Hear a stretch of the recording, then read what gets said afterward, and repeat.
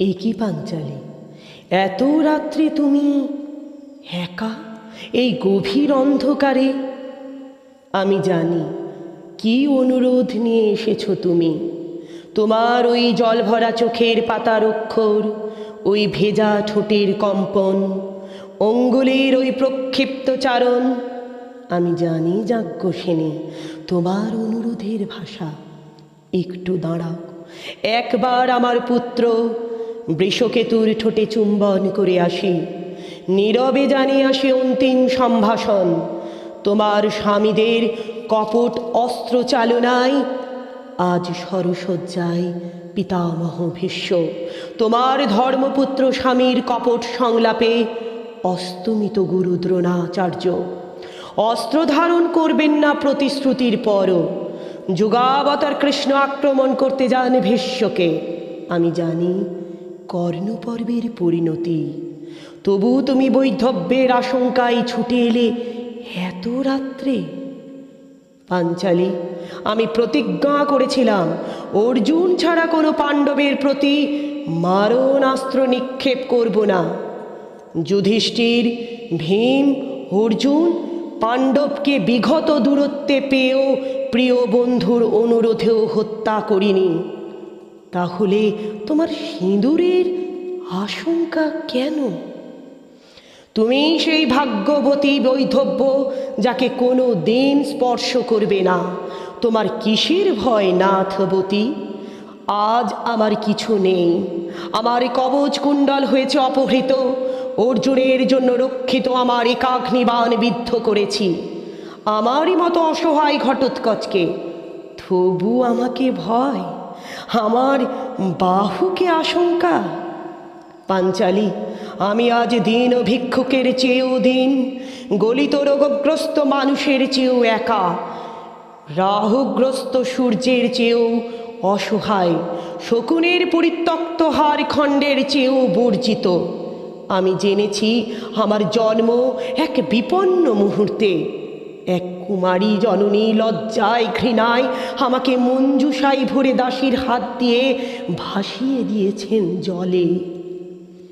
অনিশ্চয়ের উদ্দেশ্যে অথবা সংশয়ের উদ্দেশ্যে আমি কানিন। আমার জাত নেই, ধর্ম নেই, কুল নেই, মান নেই, আশ্বাস নেই, বিশ্বাস নেই, প্রেম নেই। আমি কানিন। রাজপুত্র হয়েও কৃত্যক, ক্ষত্রিয় হয়েও সূতপুত্র। আমার জন্ম অভিশপ্ত, জীবন অভিশপ্ত, প্রেম অভিশপ্ত। গুরু দ্রোণ আমাকে প্রত্যাখ্যান করেছেন। বীরত্বের পরীক্ষায় উত্তীর্ণ হয়েও তোমার কাছে প্রত্যাখ্যাত হয়েছি। কেন কেন পাঞ্চালী, বলতে পারো কেন আমি অস্পৃশ্য? আমার হৃদয়ে কি প্রেম ছিল না? আমার অনুভবে কি বিশ্বাস ছিল না? তবু আমি বিতাড়িত, প্রত্যাখ্যাত। আমি কানিন, আমি কৃত্যক, আমি সূতপুত্র। আমার পিতামাতার অসংযম কিংবা মুহূর্তের বিভ্রান্তির ফসল আমি। আমি ভারতীয় লজ্জা, ভারতের লজ্জা, মহাভারতের লজ্জা। কুরুপতির কৃপায় ক্ষুদ্র অঙ্গরাজ্যের রাজা হয়েও আমি ভীষ্ম দ্রোণ শল্যের পঙ্ক্তিভুক্ত নই। জানো পাঞ্চালী, ক্ষত্রিয় গুরু দ্রোণের কাছে আঘাত পেয়ে আমি গুরু পরশুরামের শরণাপন্ন হয়েছিলাম। গোপন করেছিলাম পরিচয়, বলেছিলাম আমি ব্রাহ্মণ। নিপুণ প্রজ্ঞায় তিনি আমায় শিখিয়েছিলেন অস্ত্রবিদ্যা, সমরবিদ্যা। একদিন দিবাভাগে যখন তিনি আমার জানুতে মাথা রেখে নিদ্রামগ্ন, একটি বজ্রকীট আমার রক্ত চুষে খাচ্ছিল। অসহ্য যন্ত্রণাতেও সামান্য পদচারণা করিনি, পাছে আমার গুরুর নিদ্রাভঙ্গ হয়। কিছুক্ষণ পর সুপ্তথিত গুরু পরশুরাম সেই বজ্রকীটকে দেখে আমাকে বললেন, তুমি কদাপি ব্রাহ্মণ নও। ব্রাহ্মণের এত সহনশীলতা নেই। তুমি পরিচয় গোপন করে আমার কাছে অস্ত্র শিক্ষা করেছ। এই মিথ্যাচারিতার জন্য আমি অভিশাপ দিচ্ছি। চরম মুহূর্তে তোমার রথ চক্র গ্রাস করবে মেদিনী। আমার জন্ম অভিশপ্ত, প্রণয় অভিশপ্ত, শিক্ষা অভিশপ্ত।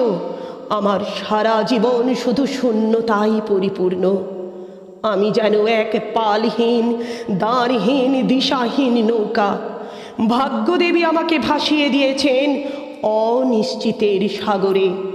পাঞ্চালী, তবু আজ অকপটে বলি, তোমায় আমি ভালোবাসি, ভালোবাসি। আমার আশার প্রথম অঙ্কুর তুমি। চেয়ে দেখো, পূর্ব দিগন্ত লাল হয়ে আসছে। আমার উপাস্য দেবতা আসবেন তাঁর সপ্তরথের আরোহী হয়ে। পাখি গাইবে বাসায়, শিশু আর নদী হাসবে কলকল স্বরে। ঋত্বিক তাপস আহ্বান করবেন উষাকে, যাওয়া কুসুম শঙ্কাশং কাশ্যপেয়ং মহাদুতিম। তখন কুরুক্ষেত্র সমরাঙ্গনে আমি হারিয়ে যাব ধুলায় কাদায়। যাজ্ঞসেনী, তুমি জানো তোমাকে আমি প্রত্যাখ্যান করব না। তোমার জন্য সর্বস্ব দিতেও আমি কুণ্ঠিত নই। তোমাকে উপহার দেব আমার এই বজ্রাহত জীবন।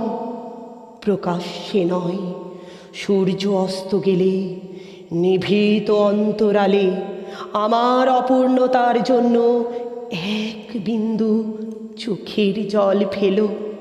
সেই হবে আমার মরণের পরম উজ্জ্বল সার্থকতা।